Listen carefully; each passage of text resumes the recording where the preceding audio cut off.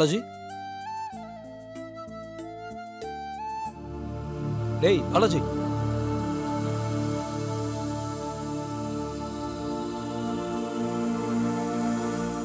என்னடா என்னடா ஆச்சு? ஏன்டா ஒரு மாதிரியா இருக்க? கார்த்திக், டேய் என்னடா ஆச்சு? ஏன்டா அழற? எல்லாமே ஆச்சுடா. என்ன பொறுத்த வரைக்கும் எல்லாமே போச்சு. டேய் விஷயத்த சொல்லுடா. ஊர்ல இருந்து போன் வந்துச்சா? குழந்தை பிறந்துச்சா? சுகப்பிரசவம் தானே? டேய் கார்த்திக், நான் உலகத்துல யாரு மேலயும் பாசம் வைக்காம வாழ்ந்துட்டு இருந்தேன். நாட்டு மேல பக்தியை வச்சிருந்தேன். நான் கல்யாணமே வேணான்னு சொல்லிட்டு இருந்தேன். என் அம்மா கம்பல் பண்ணதுனால நான் கல்யாணம் பண்ணிக்கிட்டேன். அவளை மட்டும் நான் கல்யாணம் பண்ணலன்னா பெரிய துரதிருஷ்டசாலியா இருந்திருப்பேன். ஆமா கார்த்திக், அவ எனக்கு தாரமா வரல, தாயா வந்தா. என் மேல அன்பு காட்டினா, அப்படி ஒரு அன்பு. பாசம் காட்டினா, அப்படி ஒரு பாசம். என்னையே அவ ஒரு குழந்தையா தான் பார்த்துக்கிட்டா. அப்பேற்பட்ட புண்ணியவதி கர்ப்பவதியானா. இந்த உலகமே எனக்கு சந்தோஷமா இருக்கிற மாதிரி இருந்தது. அவ மனசுக்குள்ளேயும் குழந்தைய பத்தி 1000 கனவுகள். ஆமா, உன் மனைவி பிரசவத்துக்கு தானே ஊருக்கு போயிருக்காங்க? ஆமாண்டா, பிரசவம் ஆச்சு. ஆனா என்னடா ஆனா நிறுத்திட்ட? என்னாச்சு சொல்லு. குழந்தை இறந்தே பிறந்துருச்சு. ஐம் சாரிடா. அவ கண்முழிச்சு பார்த்தா, கதர்னா கதர்னா. எனக்கு என்னாலே ஆறுதல் சொல்லிக்க முடியாதப்போ நான் எப்படி அவளுக்கு ஆறுதல் சொல்லுவேன்? இப்ப என் வைஃப் ரொம்ப வீக்கா இருக்கா. அதனால அவளை அம்மா வீட்டிலே விட்டுட்டு நான் மட்டும் இங்க வந்துட்டேன். ஏன் வாழணும், எதுக்கு வாழணும், யாருக்காக வாழணும்னு புரியாம நேரத்தையும் நாளையும் கடத்திட்டு இருக்கேன்டா.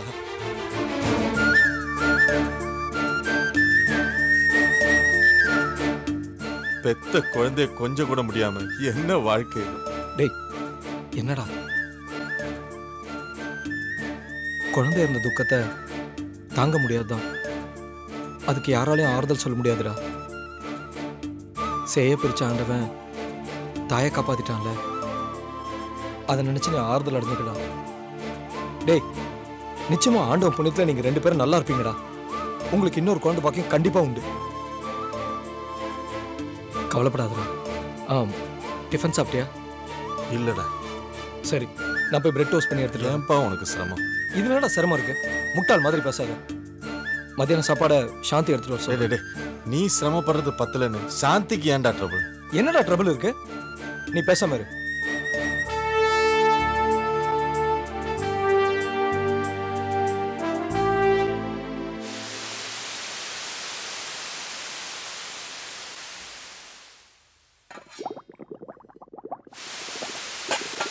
அதை ஆஃப் பண்ணுங்க.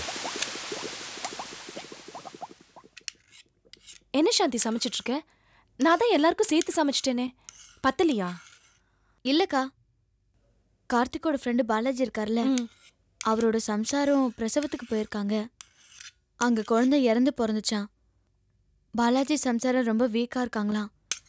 அவங்க அம்மா வீட்டில் தான் இருக்காங்க. அதனால கார்த்திக் பாலாஜிக்கு சாப்பாடு கொடுக்கணும்னு ஃபோன் பண்ணி சொன்னாரு. இப்படியெல்லாம் செய்ய சொல்றதுக்கு உன் வீட்டுக்காரருக்கு தான் மனசு வரும். அது சிரிச்சுட்டே செய்யறதுக்கு உனக்கு தான் மனசு வரும்.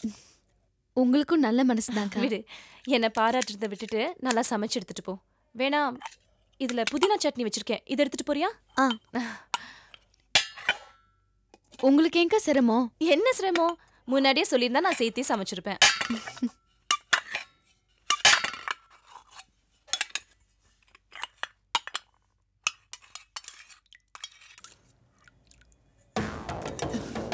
இந்த சாப்பாடை வச்சு நான் உனக்கு பிரச்சனை பண்றேன்.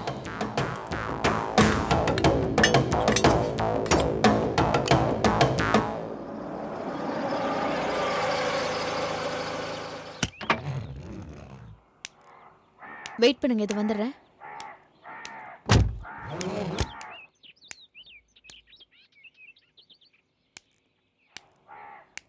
அண்ணா, பாலாஜி அண்ணா,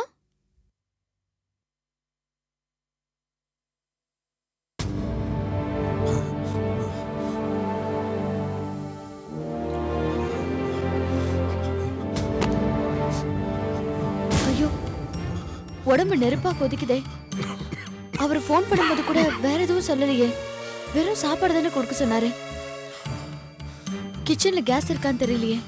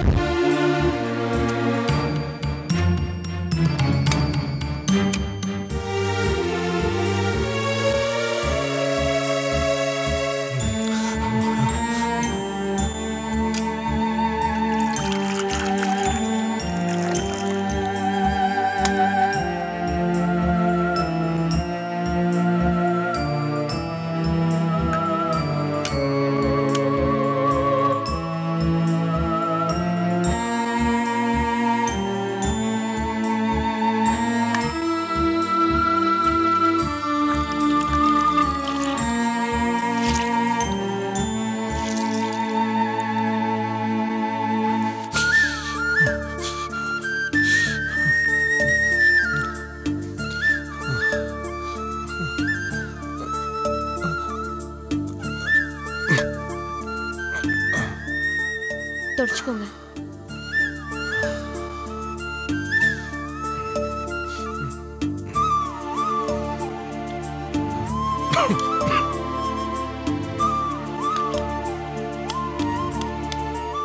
சாப்பிடுங்கண்ணா.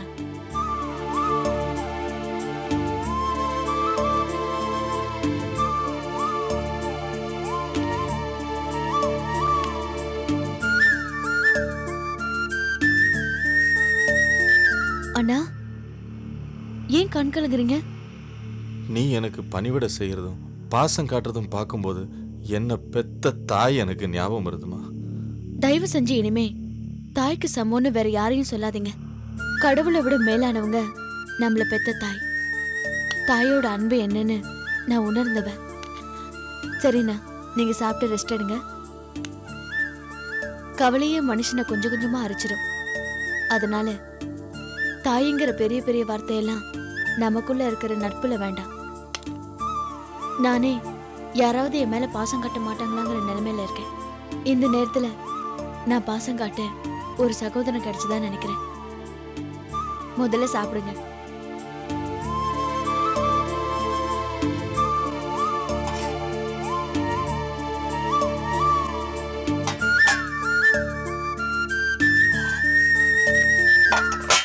ஆமா, மருந்தெல்லாம் சாப்பிடலையா?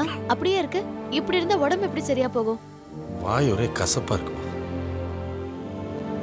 ஜுரம் வந்த வாய்க்கு எது சாப்பிட்டாலும் அப்படிதான் இருக்கும். முதல்ல மருந்து சாப்பிடுங்க.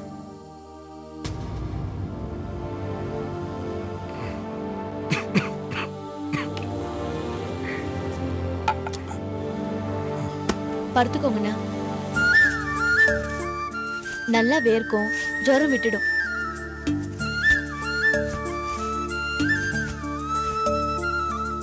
சாந்தி, ஏற்கனவே உன் மாமனார் என் மேல கோபமா இருக்காரு. என்ன பிடிக்கவும் இல்லை.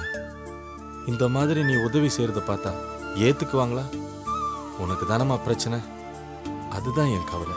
எனக்கு என் கார்த்திகை தவிர யார பத்தியும் கவலை இல்லை. அவருக்கு தெரியாம நான் எதையும் செய்யறதில்ல. அவர் உங்களுக்கு சாப்பாடு கொடுக்க சொன்னாரு, செஞ்சேன். இத பத்தி நினைச்சு நீங்க மனசை போட்டு குழப்பிக்க வேண்டாம். 4 பேருக்கு நல்லது பண்ணும் போது இந்த மாதிரி இடைஞ்செல்லாம் வரதான் செய்யும்.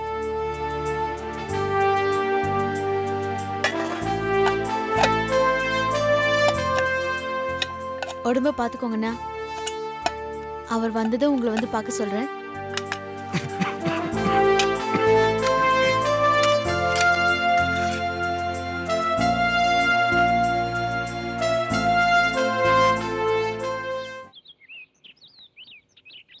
நான் உனக்கு ஜங்கிள் புக் கதை சொன்னேன்ல, அதுல யானை தும்பிக்கை எப்படி இருக்கும் காமி? வாவ். சரி, இப்ப பூனை என்ன பண்ணும் சொல்லு? மியாவு கத்துமா? பூனைக்கு மீச்ச எப்படி இருக்கும்? மீச்ச மீச்ச மீச்ச காமி. மியாவு சொல்லும்ல.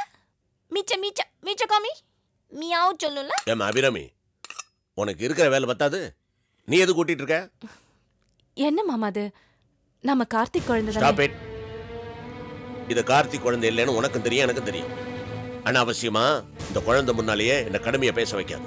இல்ல குழந்தைக்கு பசி. பசி என்ன? பசி வேலையில குழந்தைக்கு சோறு விட்டாம மகாராணி எங்க போயிருக்கிறா? இல்ல மாமா, இங்கதான் வெளில போயிருக்கா. வெளியில என்ன எங்க?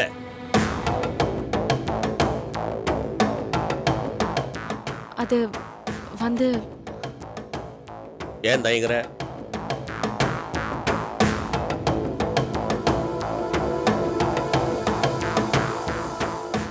அண்ணி சொல்ல மாட்டாங்கப்பா, நான் சொல்றேன். அன்னைக்கு வந்தானே மிலிட்டரிக்கார பாலாஜி, அவனுக்கு இவ சமைச்சு சாப்பாடு எடுத்துட்டு போயிருக்கா. போய் ரொம்ப நேரம் ஆச்சு. அபிராமி, இவ சொல்றது உண்மையா? எனக்கு தெரியாம இந்த வீட்டுல இன்னும் என்னெல்லாம் நடக்குது?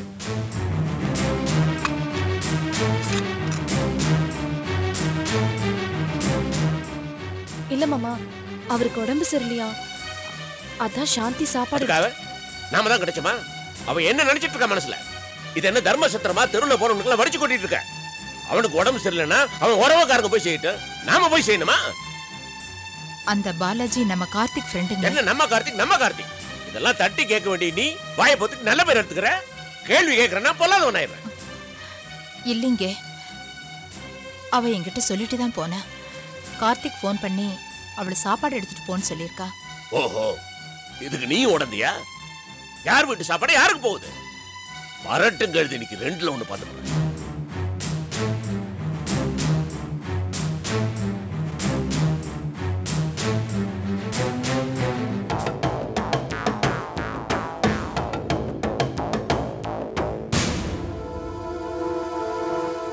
என்னங்க, நீங்க இல்லாதப்போ இந்த லெட்டர் வந்தது.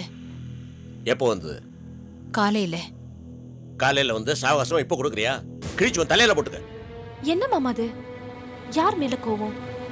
ஏன் அத்தை எப்படி திட்டுறீங்க? ஏதாவது முக்கியமான லெட்டரா இருக்க போகுது. இந்த வீட்டுல தான் எது முக்கியம் எது முக்கியம் இல்லைங்கிற தராதரமே கெட்டு போச்சே. சரி விடுங்க, பால் சாப்பிடுங்க. அது ஒண்ணுதான் குறைச்சு. மாமா இந்தாங்க புடிங்க.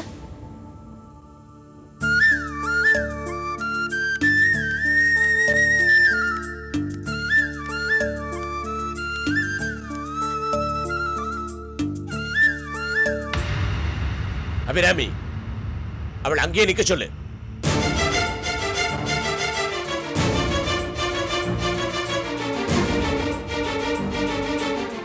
மாமா எங்க போயிட்டு வரான்னு கேளு.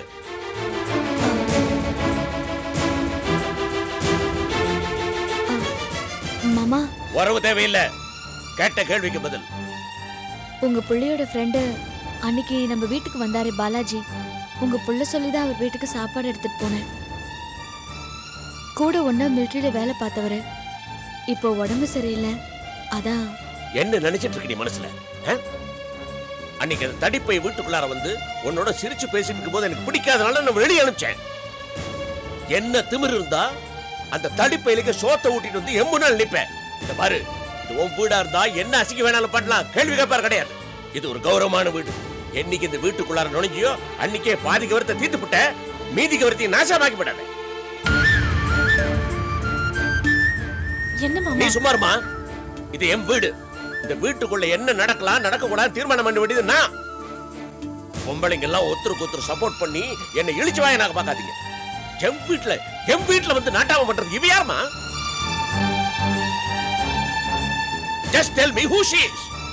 Will anybody tell me who she is? No one knows. ஆய் அப்ப யாரு, குலகோத்திரம் என்ன ஒருத்தருக்கு தெரியாது.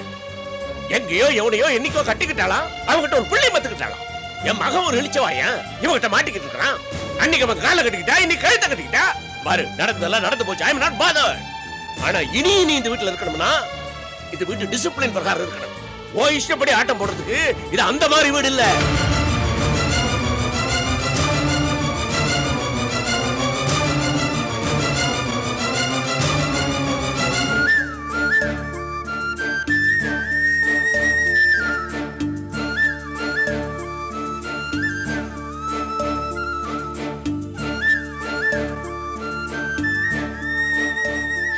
மாமா வேண்டாம், மாமா வேண்டாம். உங்க வாயால இவ்வளவு மட்டுமான வார்த்தையெல்லாம் சொல்ல வேண்டாம் மாமா. என்னையும் உங்க பிள்ளையும் தப்பா பேசாதீங்க. ரோஷம் பொத்துக்கிட்டு வருது. இத பாரு, இந்த கண்கள் இங்க மாய்மாலம் பண்றதெல்லாம் இழிச்சு வா, என் பையனோட நிறுத்திக்க. என்கிட்ட வேணாம். கடைசி முறையா உன்னை வான் பண்றேன். இந்த மாதிரி கண்ட கழுதி எல்லாம் வீட்டுக்குள்ள வர்றது, நீ போய் அவனை பாக்குறது, இந்த இழைவெல்லாம் இன்னியோட நிறுத்திக்க. மேற்கொண்டு தொடர்ந்து நடந்துச்சு, தொலைச்சு போடுவோம். தொலைச்சு என்னங்க இதெல்லாம்? ராஜேஸ்வரி, இது வரைக்கும் என் மூடு தெரியாம நீ பேசினப்பெல்லாம் அதட்டித்தான் இருக்கிறேன். தொடர்ந்து இந்த மாதிரி விஷயத்திலையும் தலையிட்ட வயசை பார்க்காம கையை ஓங்கி போடுவேன். ஜாக்கிரதை. வண்டியடியா சீக்கிரம்.